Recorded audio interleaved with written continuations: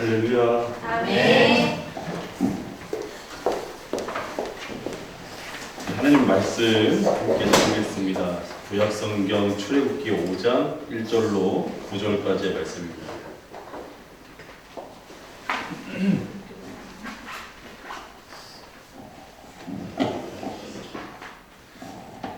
간사님 여기다 혹시 꼽아도 될까요? 네.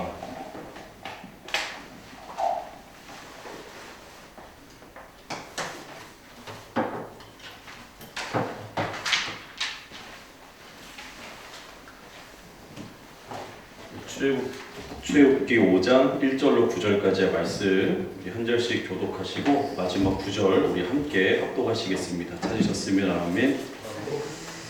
그 후에 모세와 아론이 바로에게 가서 이르되 이스라엘의 하나님 여호와께서 이렇게 말씀하시기를 내 백성을 보내라. 그러면 그들이 광야에서 내 앞에 절기를 지킬 것이니라 하셨나이다. 바로가 이르되 여호와 누구에게 내가 그 목소리를 듣고 이스라엘을 보내겠느냐? 나는 여호와를 알지 못하니 이스라엘을 보내지 아니하니라. 그들이 이르되 히브리인의 하나님이 우리에게 나타나셨은즉 우리가 광야로 사흘길쯤 가서 우리 하나님 여호와께 제사를 드리려 하오니 가도록 허락하소서. 여호와께서 전염병이나 칼로 우리를 치실까 두려워하니이다. 에브라임이 그들에게 이르되 모세와 아론아 너희가 어찌하여 백성의 노역을 쉬게 하려느냐? 가서 너희의 노역을 하라. 바로가 또 이르되 이제 이 땅의 백성이 많아졌거늘 너희가 그들로 노역을 쉬게 하는도다 하고 바로가 그날의 백성의 감독들과 기록원들에게 명령하여 이르되 너희는 백성에게 다시는 벽돌에게 쓸 집을 전과 같이 주지 말고 그들이 가서 스스로 집을 짓게 하라.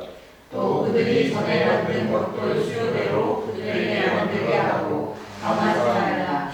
그들이 이름으로 소리질러 이르되 우리가 가서 우리 하나님께 제사를 드리자 하나. 같이 읽겠습니다. 그 사람들의 노동을 무겁게 하고 수고롭게 하여 그들로 거짓말을 듣지 않게 하라. 아멘. 예배의 자리를 방해하는 것들이라는 좀 저돌적인 말씀의 제목을 가지고 하나님 말씀 나누겠습니다. 것들 하니까 좀 끝이 좀 쌍스럽거나 좀 저돌적으로 들릴 수 있고 기분 좋지 않게 들릴 수 있지만 예배를 드리려고 하는 하나님 앞에 예배를 드리고자 하는 사람들의 입장에서 방해하는 것들은 어찌 보면 배설물과 같은 것들, 좀 가까이 하지 말아야 할 것들이라는 생각이 좀 많이 들어서 과감하게 예배의 자리를 방해하는 것들이라고 하는 좀 힘있는 제목을 한번 지어봤습니다. 오늘 본문에 등장하는 인물의 왕은 하나님을 예배하겠다는 백성을 향한 심한 분노와 모멸감을 가진 왕의 모습으로 등장하는 것 같습니다. 그 왕의 이름은 우리가 다 알다시피 바로입니다. 바로가 자신이 신인데 다른 신에게 예배하러 가겠다는 민족을 향해 달가올 일이 전혀 없겠죠. 바로가 부리던 민족은 이스라엘이고 이스라엘은 애굽에 더할 나위 없는 노동력의 큰 자원입니다. 오늘 본문을 이해하는 데 도움이 되는 짚어봄이 좀 필요할 것 같은데 본문의 배경이 이렇습니다. 간략히 살펴보면 하나님께서는 이스라엘이 절기를 지키고 제사 곧 예배를 드리기를 원하셨다는 사실을 명백하게 발견할 수 있고요. 모세와 아론을 통해서 바로에게 그 뜻을 전달하시는 장면 또한 눈여겨볼 수 있습니다. 근데 바로가 하나님의 뜻을 무시하는 장면을 우리의 입장에서는 더 크게 클로즈업되어서 볼 수 있습니다. 2절에 보니까 그는 하나님을 몰랐고 9절에 보니까 이스라엘 백성들이 게을러서 거짓말에 속고 있다고 생각했기 때문이다 라고 이야기를 하고 있습니다. 바로에게 있어서 이스라엘 백성은 그저 엄청난 노동력일 뿐입니다. 자신의 민족, 애굽이라는 나라의 가장 기본적인 3D 중에서도 가장 3D의 위치에서 뭔가의 원동력을 발생하는 일에 쓰임받고 있었던 이스라엘 민족이지요. 그래서 그런지 그는 하나님의 뜻을 따르지 않을 뿐만 아니라 그 뜻을 방해하는 이스라엘 백성에게 더 힘든 일을 시키도록 하는 장면이 오늘 본문에 등장합니다. 사람들을 일로 바쁘게 만들어서 하나님의 말씀을 듣지 못하게 하고 예배하러 가겠다고 하는 이스라엘 백성들을 가지 못하게 하는 장면이 오늘 본문의 내용입니다. 지금도 세상에는 바로와 같은 사람을 하나님의 형상으로 인정하지 않고 그냥 노동력의 단위로 여기는 자들이 간혹 또는 왕왕 있곤 합니다. 우리가 하나님 앞에 예배하러 가겠다고 하면 믿지 않는 자들, 하나님을 잘 알지 못하는 사람들의 대본적인 말투나 이야기들을 들어보면 우리는 뽀록 화를 낼 수가 있습니다.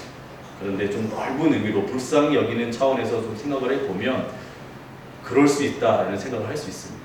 그러나 영적인 차원에서, 어떤 영적인 전투의 차원에서 예배가 얼마나 중요한지 입장에서, 또 하나님이 역사하시고 인도하시고 섭리한다는 차원에서 생각해 보면 이렇게 방해하는 요소들, 방해하는 그 모든 영역을 우리가 어떻게 대처하면 좋을지, 그리고 또 어떤 사람들이 이런 예배를 방해하는 것인지, 어떤 가치관들이 우리의 예배를 방해하는 것인지, 어떤 그런 가치관들은 그런 사람들에게 어떻게 작용하고 있는지 다양한 측면에서 좀 생각해 볼 수 있겠죠.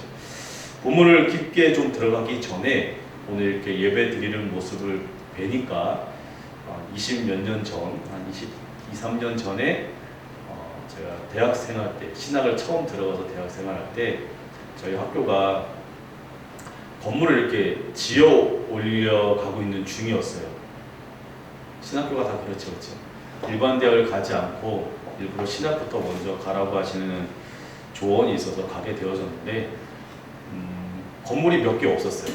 학교가 점점점 발전해서 많은 건물들을 지었는데 그 중에 네 번째 건물을 지을 때였던 것 같아요. 본부동이라는 네 번째 건물을 크게 지을 때 건물에 뼈대만 있었어요. 그 뼈대만 있을 때 학교를 위해 기도하는 학생들이 진짜 많았어요. 그래서 어차피 학교 앞에서 자취를 하니까 난로 하나를 들고 이 겨울쯤에 찬양팀끼리 모여가지고 그 건물 꼭대기 옥상에 올라가서 학교를 위해, 교수님들을 위해 밤새 기도했던 추억이 있어요. 하루만 기도한 게 아니고 거의 1년 내내. 근데 우리 찬양팀만 기도한, 우리 예배팀만 기도한 게 아니라 각 우리 학교 안에 많은 동아리들이 있거든요. 많은 동아리들이 곳곳에 모여서 학교를 위해, 교수님들을 위해 끊임없이 기도했던 것 같아요. 진짜 밤만 되면 기도하는 소리, 우는 소리, 찬양하는 소리가 끊이지 않았던 그 학교에서 함께 그렇게 신앙을 섬겼던 추억이 오늘 이렇게 여러분을 뵈니까 좀 생각이 나는 것 같아요. 그것 때문, 그 기도 때문인지 어느 날 총장님이 학교 밤늦게 일이 있어서 오셨나 봐요. 곳곳에서 기도 소리가 나고 곳곳에서 학교를 위해 우는 소리, 교수들의 이름을 불러가면서 우는 소리가 들리니까 감동이 되시고 울컥하셨는지, 얼마나 총장님으로서 학교를 이렇게 발전시키고 하는데 얼마나 힘드시겠어요, 그렇죠? 그 다음날 어떤 설교 중에 이런 지금 제가 여러분에게 말씀드린 예화를 막 하시면서 자기가 포기하고 싶었는데 포기할 수가 없겠더라. 하나님이 길을 여실 것 같다라는 믿음의 확신을 마음에 주시는 것 같다. 그리고 물질의 환경도 학교가 계속 발전하고 건물이 지어지려면 뭔가 좀 필요할 텐데 그렇게 후원 받을 사람들도, 투자할 만한 사람들도 하나님 만나가실 줄 자기는 믿는다 해서 지금 대단한 큰 학교로 이렇게 발돋움하게 되어졌습니다. 우리 이 보브 워십이라는 이 예배팀도 울며 기도하는 시간이 여러분의 이렇게 예배 모임 시간 말고도 배나더 있기를 주는 축복합니다. 오늘 드려진 기도가 사라지지 않는 여러분의 젊은 날과 인생이 되시기를 주님으로 축복합니다. 한번 따라해 주실까요? 오늘 드려진 기도는 사라지지 않습니다. 사라지지 않습니다. 좌우에 계신 분에게 얼굴을 쳐다보시면서 기도할 거지? 시작. 네. 기도하셔야만 합니다. 우리 찬양팀을 모든 우리 한국 사회에 찬양팀을 비하하는 건 아니지만 천국의 찬양을 드려도 성경을 읽지 않으면 아무 유익이 없습니다. 천국을 뜨겁게 찬양하고 화려하게 찬양하고 조명이 화려하고 세션이 풀파워하게 막 잘 맞아 돌아가는 그런 찬양을 드렸다 할지라도 말씀 읽지 않고 하나님 앞에 기도하지 않는 모임은 아무 힘을 발휘하지 못합니다. 내가 성경을 읽지 않으면, 성경을 가까이 하지 않고 마음에 새기지 않는 예배자는 좀 넓은 의미에서 로마 카톨릭, 과거의 로마 카톨릭의 사제들만 하나님의 말씀을 읽고 대언하고 신자들은 그냥 찾아와서 그냥 듣기만 하고 그 모습하고 별반 다름이 없다라는 생각이 종종 듭니다. 이제 찬양팀의 모든 모습, 모든 세워진 찬양팀들을 보면 너무 전문적이어서 일반 성도님들이 이제는 내가 한번 섬겨보겠어요 라고 감히 말할 수 없는 시대로 가는 게 좀 안타깝습니다.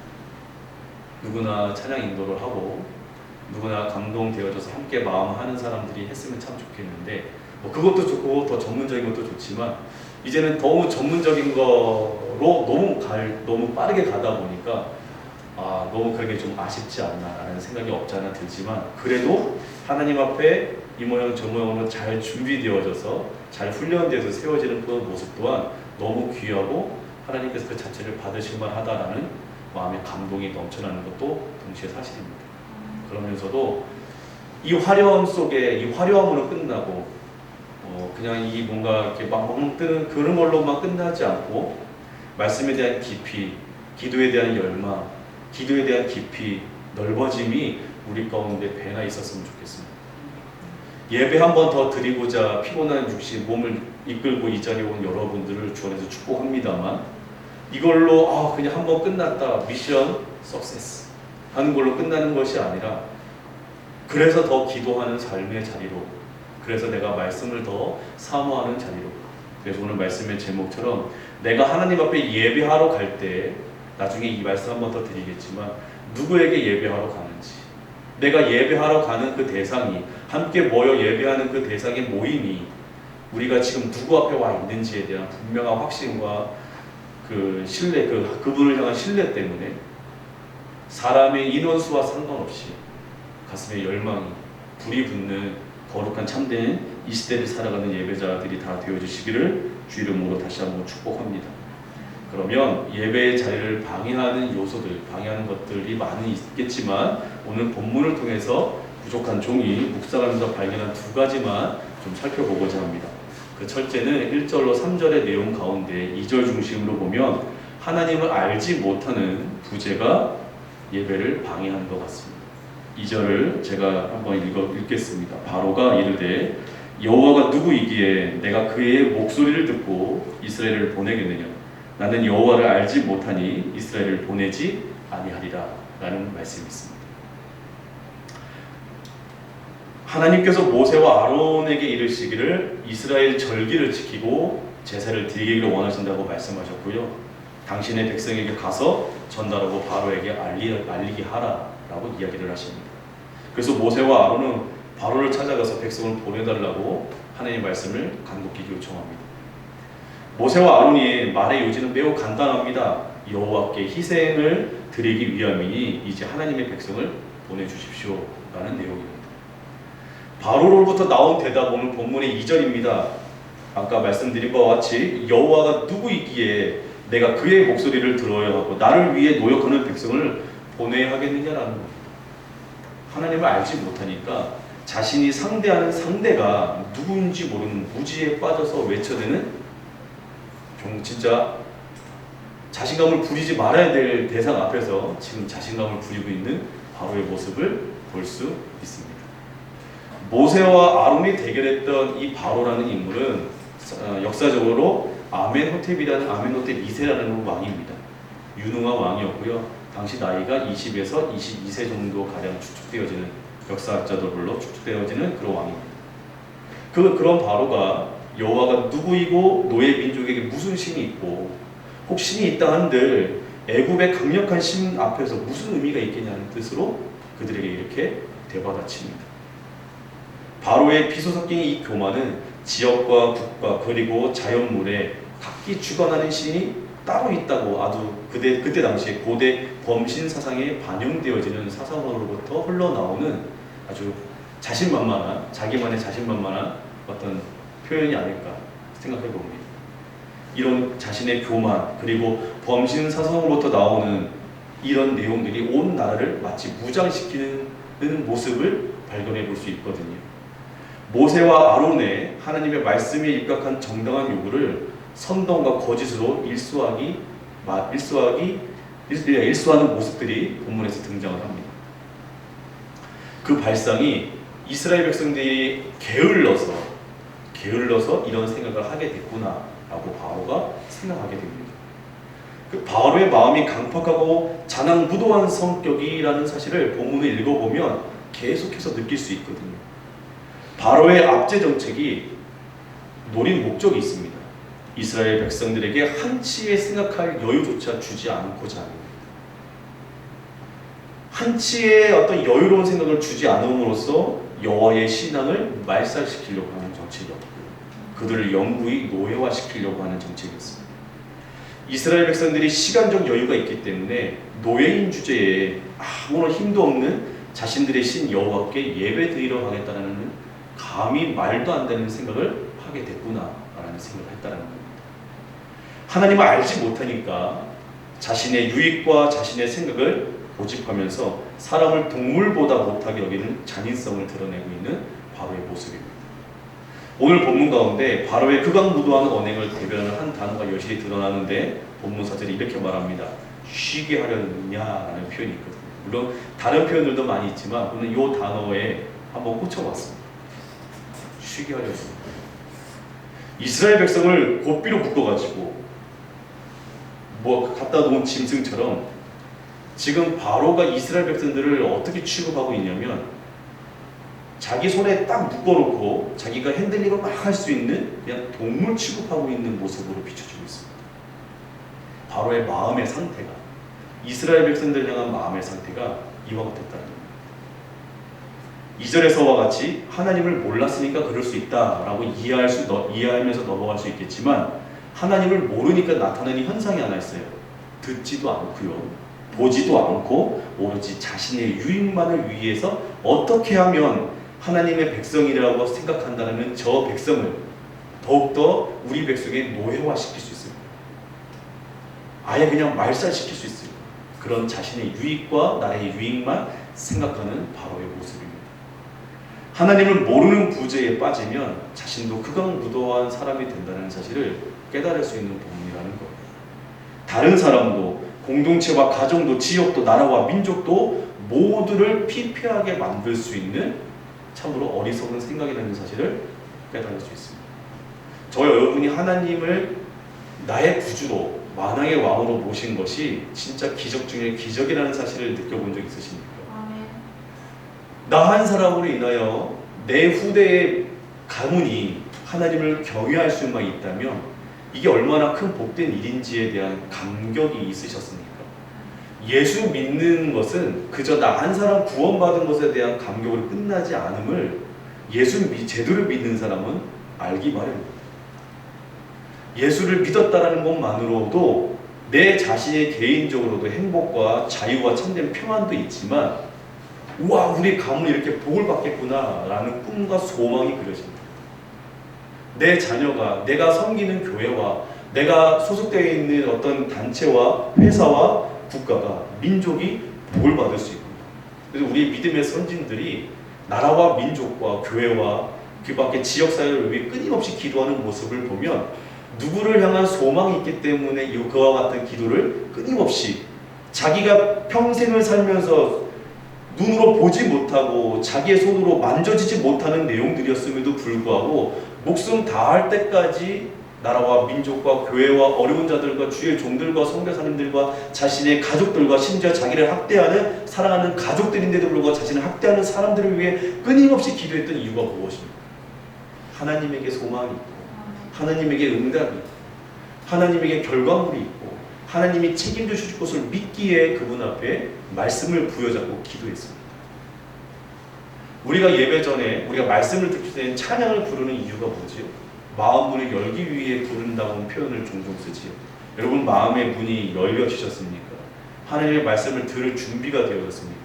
그 말씀이 하나님의 말씀인 줄 알고 듣고 계십니까?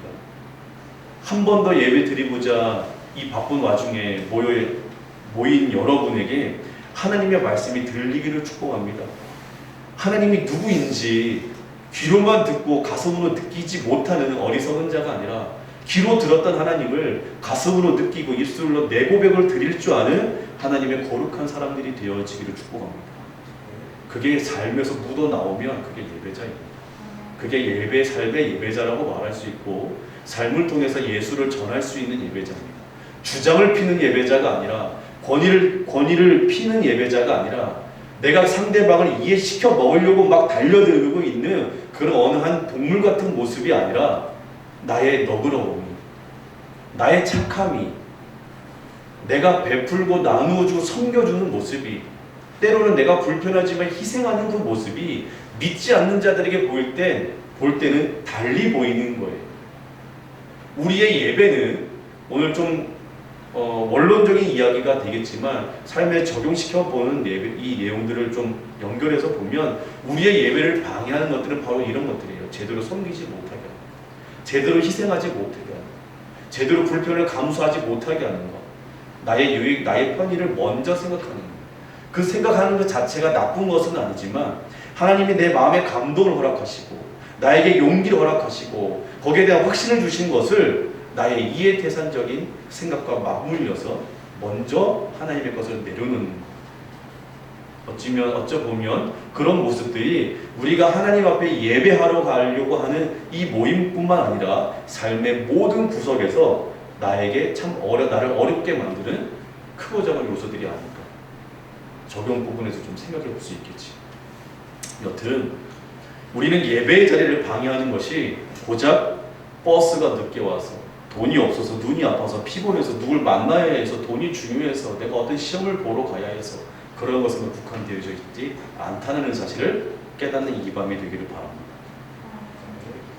출애굽기 19장 5절로 6절에 이런 말씀이 있습니다. 세계가 다 내게 속하였나니 너희가 내 말을 잘 듣고 내 언약을 지키면 너희 모든 민족 중에서 내 소유가 되겠고 너희가 내게 대하여 제사장 나라가 되며 거룩한 백성이 되리라. 너는 이 말을 이스라엘 자손에게 전할지니라 했습니다.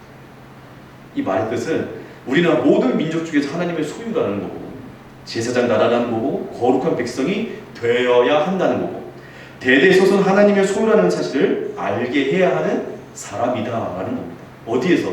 직장에서, 내 모임의 모든 장소에서, 심지어 믿는 자들이 모이는 교회 안에서, 내 가문의 틀 안에서 예배를 방해받는 존재가 되지 않고 예배자가 됨으로 나도 예배하고 남도 예배하게 만드는, 하나님을 경외하게 만드는 우리 하나님이 부르신 거룩한 백성이 되어야 할 줄로 압니다. 이를 위해서 하나님을 분명히 알기를 힘쓰는 열망과 즐거움과 기쁨과 보람이 모든 예배와 모든 모임 속에 여러분에게 넘치도록 있기를 주의 이름으로 축복합니다. 두 번째입니다. 예배의 자리를 방해하는 것들이 있다면 오늘 본문 4절과 9절 내용 중에 특별히 9절을 중심으로 보면 그 사람들의 노동을 무겁게 함으로 수고롭게 하였어 그들로 거짓말을 듣지 않게 하라라는 구절이 있습니다. 하나님을 모르는 부재가 결국 하나님의 백성들이 해야 할 일을 하지 못하게 하고 하나님의 백성이라는 정체성을 잊게 만드는 자리에 떨어지게 만듭니다. 아, 우리는 바로의 손에서 벗어날 수 없겠구나 라는 현실적인 것에 눈으로 보여지는 현실에 그냥 주저앉게 만듭니다. 하나님의 백성이라는 정체성을 알리 없는 이 바로가 자기 입장과 형편에서 자기가 생각하는 틀 안에서 모세와 아론이 말한 하나님의 백성이 해야 할 일에 대해서 그거는 거짓말이야 라고 생각하고 판단하고 대받아 쳐버립니다. 백성들을 속이는 말이라고 생각하고 더욱 노역을 수고롭게 하는 일에 열과 성을 쏟아내는 바로의 모습을 본문에서 찾아볼 수 있습니다. 여러분은 하나님의 백성이라는 정체성을 분명히 확립하고 계십니까? 나는 하나님의 백성이야. 자, 여러분의 성을 부모님으로부터 물려받았습니다. 그게 아버지 성이든 어머니 성이든 이 성을 바꿔 부르면 그냥 우스갯소리로 넘어갈 수 있지만 의도적으로 그 성을 바꿔 부르면서 나를 짓누르려고 하는 사람에게 가만히 계실 수 있겠습니까? 정말 그렇게 할 수는 없잖아요. 그렇죠? 내 부모가 이분인데 저분이 내 부모님이라고 우기면서 그분하고 살아야 된다고 말하면 여러분 가만히 계실 사람이 누가 있습니까? 내가 오늘 내 부모님하고 싸웠다 할 때 내 친구가 내 부모님을 욕하면 내가 오늘 내 부모님하고 싸웠다고 하지만 나의 부모를 욕하는 그 상대에게 몇 번은 내가 제재할 수 있지만 계속 끊임없이 계속한다 그러면 싸울 수밖에 없지. 그런 것 같습니다. 정체성이라는 것은 내가 누구 소속으로 있는지, 내가 누구와 함께 하는지, 내가 누구의 권위 아래 있는지를 분명하게 하는 것 같아요. 우리가 하나님의 백성이라면 내가 누구에 속해 있는지, 나를 속하게 하신 분이 어떤 분이신지 분명히 알 필요가 있겠죠. 성경은 그런 표현 기억나십니까? 하나님 여호와를 힘써 알라. 뭘 아는 게 아는 걸까요? 성경 공부를 하면 하나님을 알게 됩니까? 성경 공부를 아는 건 지식적으로 알 수 있어요. 지식적으로 아는 것을 행함으로, 기도함으로 하나님을, 귀로만 들었던 하나님을 손가락으로 세워가면서 알 수 있죠. 삶을 통해서. 그래서 우리가 드린 예배는 삶을 통해서 반드시 드러날 필요가 있는 거예요. 하나님은 우리를 통해서 하나님의 살아계심이, 하나님이 이 세상의 주관자이심을, 하나님이 이 세상의 왕이심을 우리의 삶을 통해서 나타내기를 원하십니다. 예수가 드러나기를 원하십니다. 할렐루야. 예수가 어떤 모습으로 드러나기를 원합니까? 기적과 이서로만 꼭 드러나기를 원하실까요? 나의 착함과 나의 너그러움과 나의 용서함으로, 내가 애쓰고 수고함으로, 내가 때로는 손해보지만 주 안에서 손해보는 모습으로. 하나님의 백성이라는 정체성은 출애굽기에 아까 말씀드렸던 19장 5절에 6절의 말씀, 5절 6절의 말씀에 줄여서 표현한 이런 겁니다. 너희는 모든 민족 중에서 내 소유가 됐고 너희가 내게 대하여 제사장 나라가 되고 거룩한 백성이 되어야만 해. 그 말입니다. 하나님의 말씀을 신뢰하고 믿는 믿음으로부터 너희는 시작하는 백성이 될 거야. 너는 그런 백성이 되어야만 해. 아브라함, 이삭, 야곱과 맺은 언약 속에서 이스라엘의 정체성은 택함받은 하나님의 백성이었다는 사실을 우리는 들어서 압니다. 귀가 닳도록 들었습니다. 그들은 하나님의 소유라는 소식도 들었고 제사장 나라는 소리도 들었고 거룩한 백성이었다는 이야기도 우리는 압니다. 뿐만 아니라 출애굽을 통해서 하나님이 원래 의도하셨던 신분으로, 그가 하나님이 원하시는 신분, 애굽의 노예의 신분이 아니라 하나님께서 거룩하게 구별되어지는 신분, 하나님 앞에 예배드려야 될 제사장 나라이라는 신분, 바뀌어진 극정이라는 사실을 수많은 설교자를 통해서 우리는 듣고 깨닫고 알았습니다. 뿐만 아닙니다. 출애굽 이후에 그들은 더 이상 애굽의 소유가 아니라는 사실도 우리는 말씀을 통해서 들은 바가 있습니다. 그러면 우리는 누구의 소유입니까? 우리의 정체성을 분명히 하고 있다면 나는 지금 누구의 소유입니까? 이 예배를 마치고 돌아가는 과정 중에 여러분은 누구의 소유가 되는 겁니까? 계속해서 하나님의 소유라는 사실을 우리는 잊지 말아야 되겠죠. 이스라엘 백성들에게도 마찬가지입니다. 출애굽 이후에 그들은 더 이상 애굽의 소유가 아니라 하나님의 소유인 것입니다. 그들은 더 이상 누군가가 자신들을 구원해 주기를 바라고만 있는 그런 존재가 아니라 그들이 경험한 구원을 드러내는 존재, 곧 자신들을 통해서 역사하시는 하나님을 드러내야 될 존재, 하나님 앞에 예배해야 될 존재, 한 제사장 나라가 되어야 될 존재, 거룩한 백성이라는 사실을 나타내야 될 존재가 이스라엘 백성이라는 사실을 지금 하나님이 알게 하시고 있는 장면들입니다. 더 이상 남의 눈치를 보면서 시키는 대로 일하는 종의 사람들이 아니라 하나님이 주신 계명에 따라 하나님 나라의 백성으로서 구별된 삶을 스스로 살아내야 할 사람들이 오늘 본문에 기록되어진 이스라엘 백성들이라는 사실을 바로는 받아들이지 않고 있습니다. 뿐만 아니라 이스라엘 백성들은 자신들이 어떤 백성인지를 지금 철저하게 알아가고 있는 중입니다. 근데 그렇게 못하는 정체성을 모르는 부재 때문에 그들이 하나님 앞에 예배하러 가려고 하는 그 자리를 그들이 어떻게 지금 주저앉으려고 합니까? 우리는 바로의 손에서 빠져나갈 수 없게 되겠구나. 우리의 노역이 너무 힘들고 우리가 바로를 이길 수 없겠구나.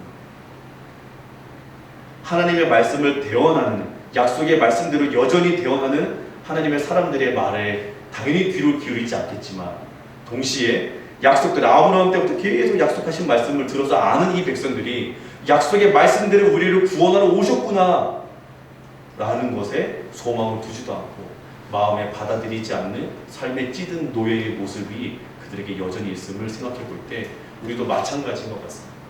하나님의 백성이라는 정체성이 흔들리고 확립되지 못하면 나의 생활 패턴 루틴에 그냥 찌들어져서 어떤 상황만 딱 주어지면 그저 코가 빠지는 겁니다.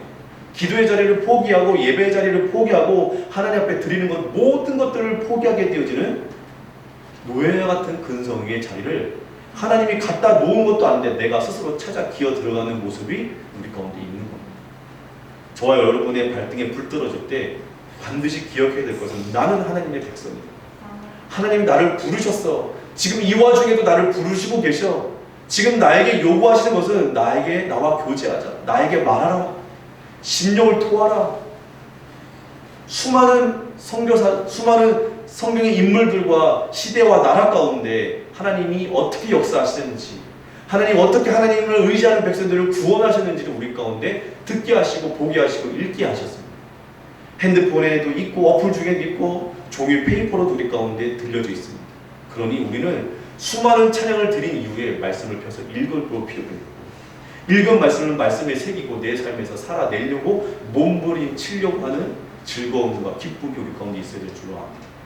하나님의 백성은 하나님의 말씀을 실천하는 것이 무겁지 않습니다. 즐겁습니다. 할렐루야. 네. 그런 겁니다. 에베소서 1장 5절에 그 기쁘신 뜻대로 우리를 예정하사 예수 그리스도로 말미암아 자기의 아들들이 되게 하셨으니 라는 말씀이 있습니다. 자기의 기쁘신 뜻을 위해서 우리를 택하신 그분이 저와 여러분이 믿는 만왕의 왕 예수 그리스도이십니다. 만왕의 왕이 곧 우리의 정체성 그 자체가 되어주신다는 사실을 잊어버리지 마십시오. 구약의 표현으로는 하나님의 백성이라는 정체성이라면 신약의 표현에서는 그리스도인의 분명한 정체성이 되어야 하겠지. 그리스도인인 우리는 하나님의 기쁘신 뜻대로 택함을 받고 부르심을 받은 사람들이라는 사실 또한 잊지 않아야겠지요. 우리는 이 땅에서 예수님이 구원자이심을 드러내는 사람들이고 세상의 빛으로 어둠을 밝히는 역할을 감당해야 될 사람들입니다. 더 이상 애굽에서 노역하는 이스라엘 백성과 같이 오늘을 살아가는 우리도 사탄과 죽음의 권세의 아래에 눌려 살 필요가 없는 존재라는 사실을 내가 발등에 불 떨어질 때, 내가 하나님 앞에 예배하려고 하는 그 모든 영역에서 방해가 올 때 반드시 내가 어떤 존재인지를 확립하면서 그 자리를 벗어나려고, 몸부림치고 벗어나려고, 하나님 앞에 나아가려고 부단히 애쓰고 수고하는 모습이 우리 가운데 있어야 하지 않겠습니까? 나의 노력을 받으시는 게 아니라 내가 하나님 앞에 나아가려고 하는 그 마음의 중심을 하나님이 받으십니다. 하나님은 우리를 죄에서 건지신 분이라고 우리는 압니다. 할렐루야. 죄에서도 건지신 분이 그 누구도 건지지 못한 사람들인데 하나님이 직접 오셔서 우리가 언제 와달라고 했던가요? 그분이 직접 오시기로 작정하셨어. 오셔서 건지셨습니다. 건지시고 생명을 던져버리셨습니다. 그런 분이 우리와 함께 하지 않을 이유가 없음을 우리는 깨달아야 합니다. 분명히 붙들어야 할 필요가 있습니다. 신분이 바뀌면 의식이 바뀝니다. 맞나요? 맞습니다. 하나님은 우리에게 하나님의 백성이라는 새로운 신분을 부여하셨습니다. 우리가 하나님의 백성이 되었다는 것은 우리의 존재 가치, 목표, 동기가 하나님을 향해서 정조준되어져 있다는 겁니다. 제가 결혼했습니다. 올해로 20년 차가 된 겁니다. 20년이 됐으면 내 아내는 누구예요? 여기 앞에 내 아내가 아니잖아요. 남의 아내, 남편이잖아요. 그래서 저에게 여성은 딱 두 종류입니다. 내 여자와 남의 여자. 우스갯소리지만 나는 내 여자에게 충성할 필요가 있지요. 우리를 구속하시는 하나님 앞에 반드시 내 마음의 중심이 그분 앞에 정조준되어 있어야 하겠지요. 하나님의 백성이라는 의식은 분명하게 갖고 있는데 우리의 마음의 태도와 삶의 모습이 그분을 향해 있지 않으면 우리를 구속하시고 생명을 던지신 그분이 얼마나 마음이 쓰리실까요? 우리의 죄된 생활 방식, 습관, 노예 이스라엘 백성의 습관, 태도, 가치관, 마음의 씀씀이를 노예와 같은 모습 벗어 던질 필요가 반드시 있습니다.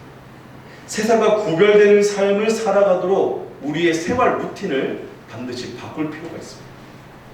마치 이스라엘이 애굽에서의 가치와 습관과 방식과 법률 이 모든 것들을 광야에서 다 버린 것처럼 우리도 말씀을 부여잡고 옛 습관을 벗어 던져버리고 하나님의 백성이라는 정체성을 분명히 확립하고 하나님을 향해서 내 마음이 조준되어져서 하루하루를 살아도 참 아까운 인생 아니겠습니까? 그러므로 나를 예배의 자리로 가지 못하게 하는 것은 가지 못하게 하고 막아내는 것이 도대체 뭘까? 좀 많이 생각해 볼 필요가 있습니다. 단순히 버스, 여친, 남친, 돈, 피곤함, 아픔 이런 것 때문에 우리 주님이 예배를 안 받으시는 게 아니지. 여기 오지 않고 어디에 서 있어도 버스에 서서도 예배자가 될 수 있습니다. 화장실에서 힘을 주고 있어도 예배자가 될 수 있습니다. 오늘 하나님께 드리는 예배를 방해받지 않으려면 내가 어떻게 하면 좋을지 반드시 생각해 볼 필요가 있습니다. 이 밤에 그런 결단이 여러분에게 있기를 주님 축복합니다. 우리의 예배를 방해하는 자리에서 내가 누구인지 그리고 나는 누구에게로 가야 하는지 생각하면서 기도하시는 이 밤이 되길 바랍니다. 스스로에게 믿음을 선물로 주신 하나님을 한번 생각해 보십시오. 비록 제가 좀 격양된 말로 예배의 자리를 방해하는 것들이라는 표현을 썼지만 우리 마음속에 과감히 끊어내고 그리고 새롭게 붙들어야 될 것들 어찌 보면 결심하고 결단해야 될 자세가 분명히 있어야 함을 좀 촉구하는 말씀의 내용이 아닐까 생각해 보게 되죠. 저와 여러분이 하나님이 부르시는 그날까지 참된 예배자의 모습으로 주신 삶을 살아내는 데 있어서 주께서 기뻐하시는 분량만큼 살아내는 하나님의 거룩한 백성들 다 되어주시기를 주의 이름으로 축복합니다.